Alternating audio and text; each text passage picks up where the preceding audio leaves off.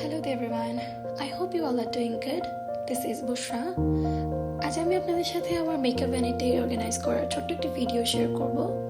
তো it's not my genre, still আমি try করেছি একটা ভিডিও ক্রিয়েট করার। I hope you will love it. So yeah, let's get started. Here is my makeup vanity which I will organize today. দেখতেই পাচ্ছেন organise করার আগে কতটা বেশি মেসি হয়েছিল, ইভেন আমার শেলফগুলো অনেক মেসি হয়েছে।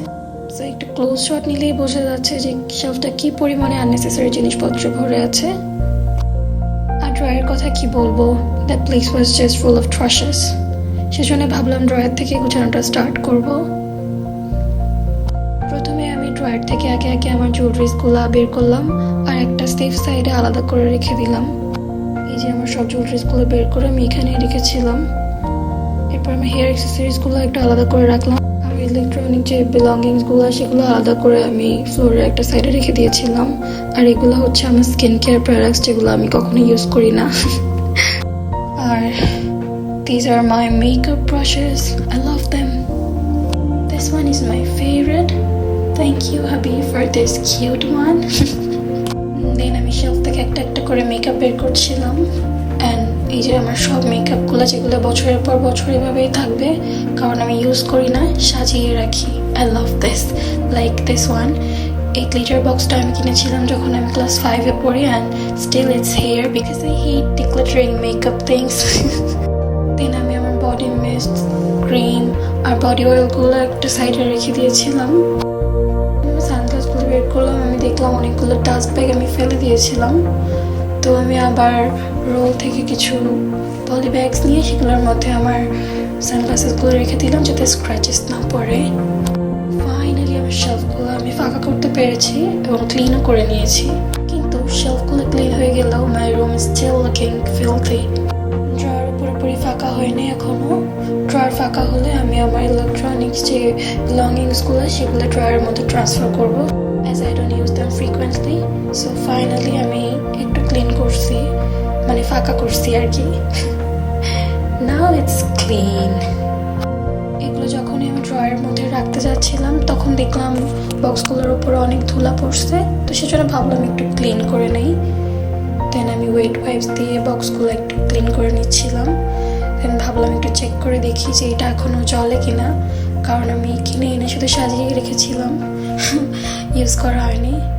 তো চললো, আমি অনেক খুশি হয়ে গিয়েছিলাম দেখে, কাজ আমি ভেবেছিলাম এটা নষ্ট হয়ে গিয়েছে, চলবে না। দেন আমি সুন্দর করে মুছে আমি প্যাক করে আবার রেখে দিলাম। এই রিং লাইটটাও একটু ক্লিন করে নিচ্ছিলাম আর এরপর প্যাক করে এটাও রেখে দিলাম। দেন সেগুলো সবগুলোকে একসাথে ড্রয়ারের মধ্যে রেখে দিলাম। কিছু মেকআপ ব্রাশ যেগুলো বাইরে ছিল সেগুলো আমি ভাবছিলাম যে এই পাউচটার মধ্যে রাখবো। তো এই পাউচটা অনেক হ্যান্ডি ছিল, এই পাউচটার মধ্যে আমি সুন্দরভাবে রেখে দিলাম। দিয়ে এই পাউচটাকেও আমি ড্রয়ারের মধ্যে একটা কর্নারে ভালোভাবে সেট করলাম। দেন বক্স ব্রাশগুলো রাখলাম, অন্যান্য ব্রাশগুলো যেগুলো ছিল সবগুলোই আমি ড্রয়ারের মধ্যে সুন্দরভাবে সাজিয়ে রাখলাম। আর ফাইনালি আমার ড্রয়ার গুছানো শেষ। So yeah, drawer done. আর অফ ক্যামেরাতে আমি আমার শেলফগুলোকে গুছিয়ে নিয়েছিলাম। ক্যামেরা অন করে শেলফগুলো গুছাতে গেলে অনেক বড় হয়ে যেত ভিডিওটা। তো ড্রয়ারের ওপরের যে পার্টটা সেটা এখনও অগোছালো হয়েছিল, জিনিসপত্র সরিয়ে ফেললাম। ফেলার পরে দেখলাম একটু ময়লা হয়ে আছে, তো আমি ওয়েট ওয়াইপস দিয়ে এই প্লেসটাও একটু মুছে নিলাম। তো এটা অনেকটা ক্লিন হয়ে গিয়েছে এখন। এই পার্টটা এখন আমি গুছাবো। ফার্স্টে একটা ট্রে রেখে দিলাম, দেন একটা ডোনাট ভাস রাখলাম। কিছু প্যাম্পাস গ্রাস দিয়ে আমি ডোনাট ভাসটা সাজাবো। And then bubble candle or this scented candle. Then a beautiful candle stand আমি সাইডে রেখে দিব। এই ব্ল্যাক ক্যান্ডেল স্ট্যান্ডটাও আমি ট্রের পাশেই রাখবো। Ta-da! Isn't it looking pretty? So my organizing video is done. কেমন লাগলো আপনাদের অবশ্যই জানাবেন।